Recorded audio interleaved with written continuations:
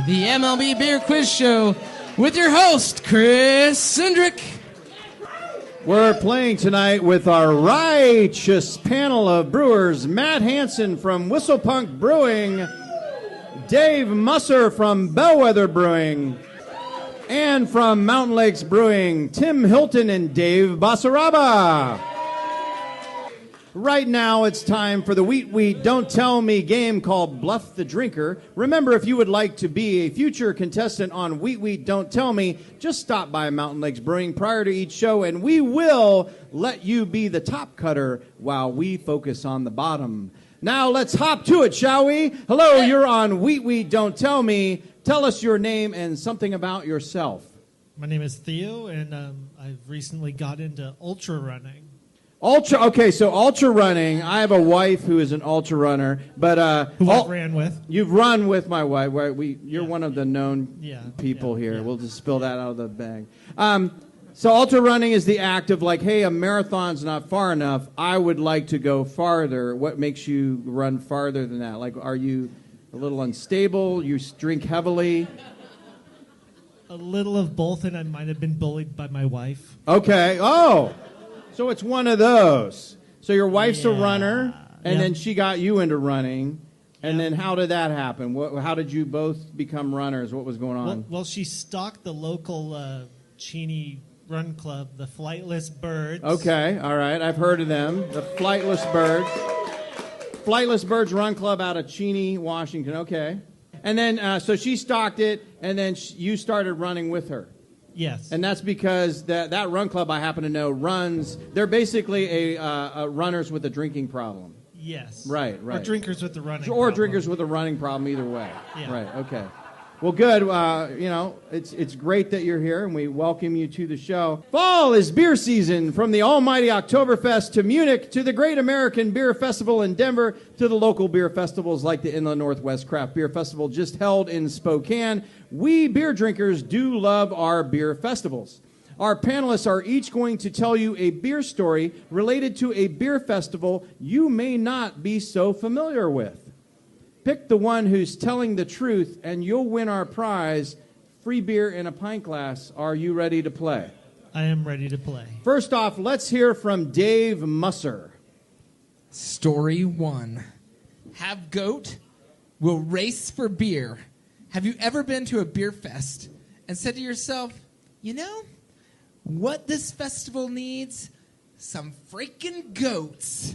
Well, that's exactly what Brian O'Reilly, brewmaster for Sly Fox Brewery, said when planning their annual Bachfest. Since 2000, people have gathered for the Sly Fox Bachfest and goat racing on the first Monday in May to celebrate Bach-style beers and goats. It may seem like an odd combination, but when you understand Bach beer, it actually makes a lot of sense.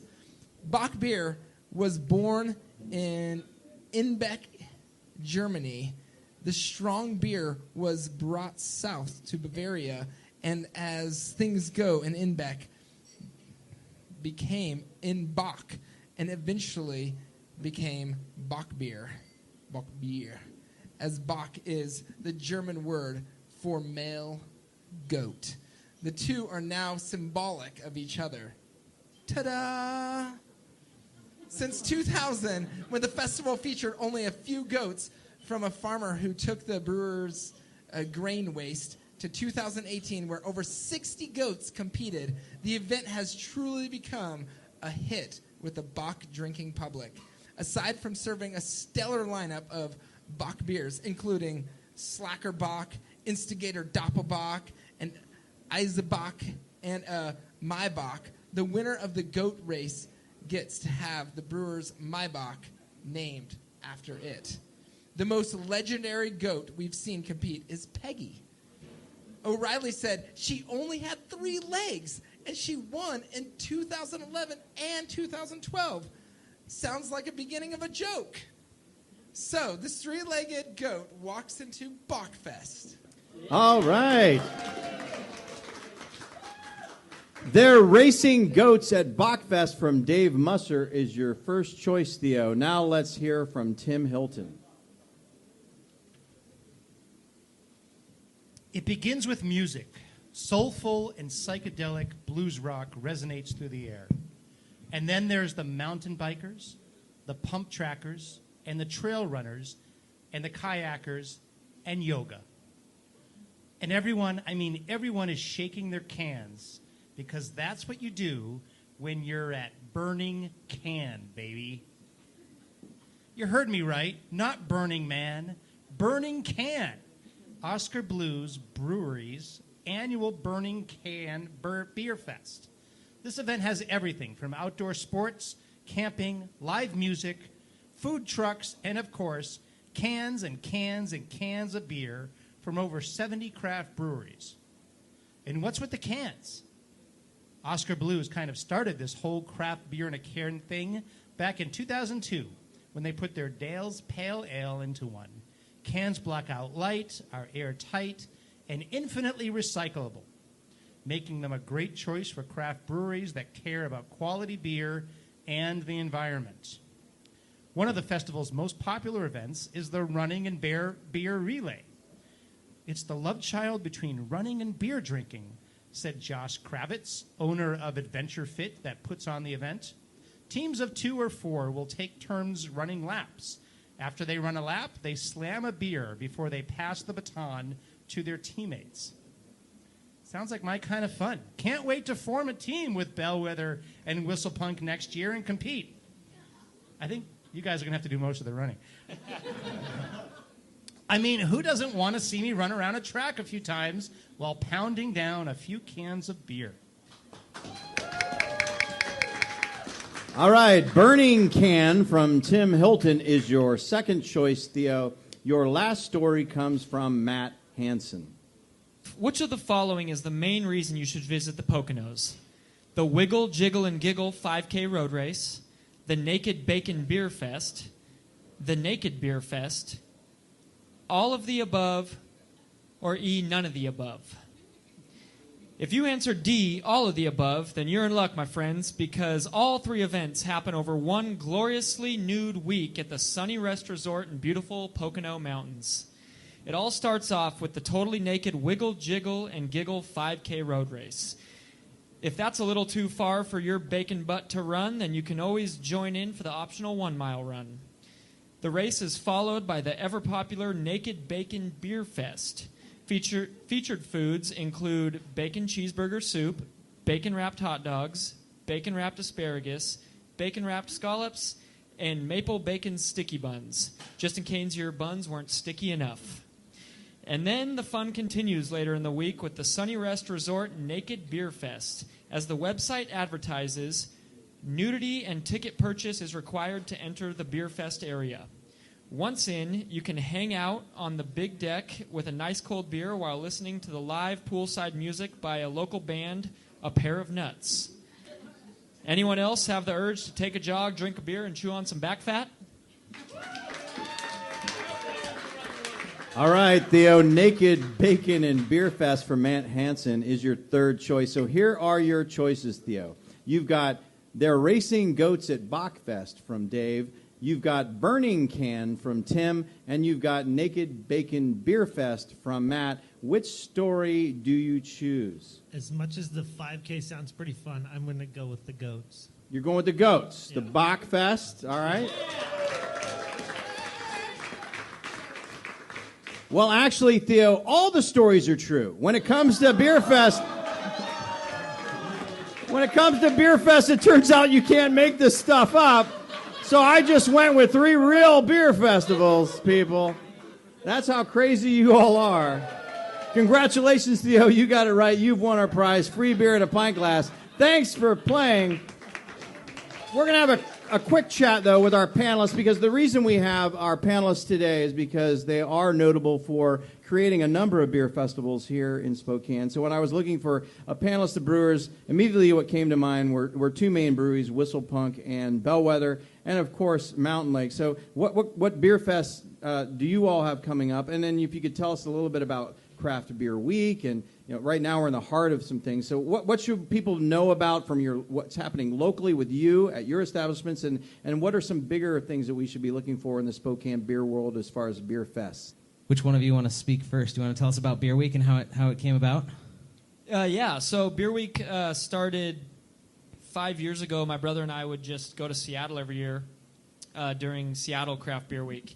And the reason we went originally is because there was a big Norwegian, like, September march, and so we would march in the parade. And then we found out it was Beer Week when we turned 21, and so there wasn't a lot of parade happening, but we told our parents that's why we were going. And so we would do Seattle Beer Week, and then we found out all these other cities did beer weeks. And so we kind of coincided ours with American Craft Beer Week and started it in Spokane 5 years ago and just basically rallied brewers to do events. It's all free to participate, and the goal is just get people in the tap room and promote local beer in Spokane. Yeah, last year was 5 years. It was the biggest one yet, and we have great turnouts for all the events. I think last year there was over 100 events throughout the city during the week, so it's a great way to just drink a lot of beer and support local business. Also, Collab Fest came out of that, where all the breweries get together, and it's been really fun for just bonding with other breweries. Like, there's good relationships in it, but like a lot of the big breweries that I was like, we will never work with, like, are excited about Craft Beer Week and are like, yeah, let's do this collab together, and it's like, yay! That's a really fun. So super fun. Like, it's a super fun event because as much as all the brewers, like, there's a great camaraderie between local brewers, but people just don't get out of the brewery as much as they'd like, and so it kind of forces you to, like, work with other brewers and yeah, like I say, as much as everyone is friends, it's tough to find time to do something like that, and this kind of forces the hand. So yeah, that's a pretty neat part. We started festivals we're doing weird beers. February 1st is National Gruit Day, so we decided to do a Gruit Festival, then invited a bunch of other breweries to adventure. All of them had never made a Gruit Ale before, but they turned out awesome. Matt's has probably been my favorite. It was the most bitter beer I've ever tasted in my life, and I was like, this is amazing, and there was no hops in it. And then we felt like that just went so well that we wanted to show off braggots, and so we started Braggot Fest, and we do that in June. And yeah, and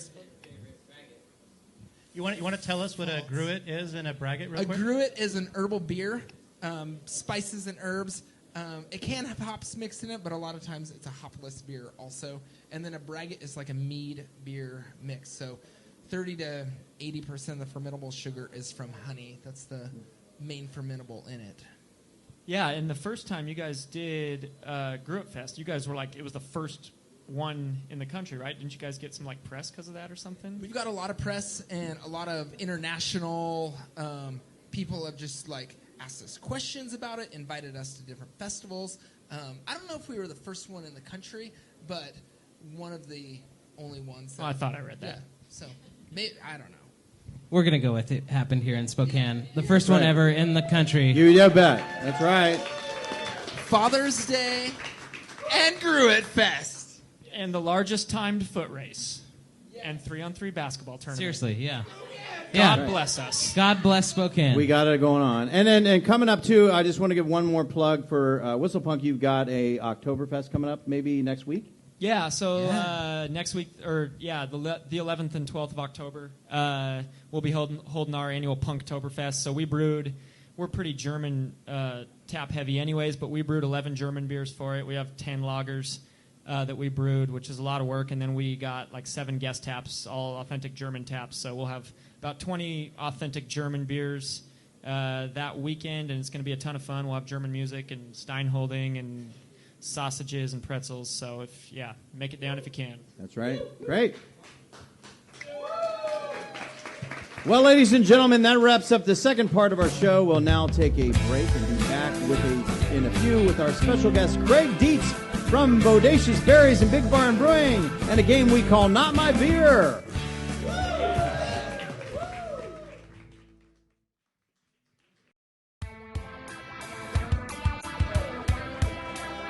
Welcome back to the Brewhouse stage at Mountain Lakes Brewing Company in downtown Spokane, Washington. This is Wheat Wheat Don't Tell Me, the Mountain Lakes Beer Quiz Show.